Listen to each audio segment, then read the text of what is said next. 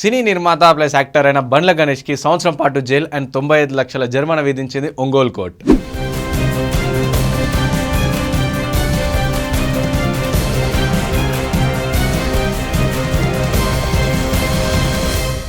అసలు కథ ఏంటంటే, గుంటూరుకి చెందిన జిట్టా వెంకటేశ్వర్లు అనే వ్యక్తి దగ్గర నుంచి 2019లో 95 లక్షలు అప్పు తీసుకున్నారు.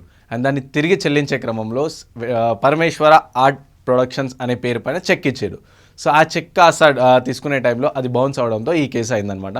సో దీనికి సంబంధించి వెంకటేశ్వర్లు అనే వ్యక్తి ఆ కేసు ఒంగోలు కోర్టుకి వేస్తే ఒంగోలు కోర్టు దానిపైన విచారణ జరిపి నేరం రుజువు అయిన నేపథ్యంలో సో తనకి 95.10 లక్షల జరిమానా వేస్తూ సంవత్సరం పాటు జైలు శిక్ష విధించింది.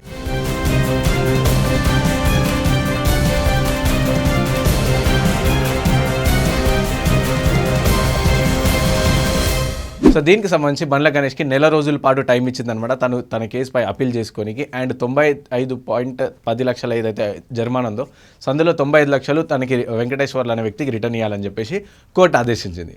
సో ఈ కేసు ఏం కొత్త కాదు బండ్ల గణేష్కి, ఎందుకంటే 2017లో కూడా హైదరాబాద్లోని ఇర్రం మంజిల్ కోర్టు కూడా బండ్ల గణేష్కి 6 నెలల పాటు జైలు శిక్ష అలాగే 15.58 లక్షల జరిమానా కూడా వేసిందనమాట. సో అప్పుడు ఏంటంటే టెంపర్ సినిమా టైంలో ఒక్కంతం వంశీ దగ్గర సో టెంపర్ సినిమాకి సంబంధించిన పని చేయించుకొని దాని తర్వాత డబ్బులు ఇచ్చే విషయంలో తను కూడా అప్పట్లో ఒక చెక్ ఇచ్చారు. సో ఆ చెక్ కూడా బౌన్స్ అవ్వడంతో సో అప్పుడు ఈ కేసు అనేది అయిందనమాట. సో ఇది బండ్ల గణేష్కి చెక్ బౌన్స్ కేసు అనేది కొత్త ఏం కాదు.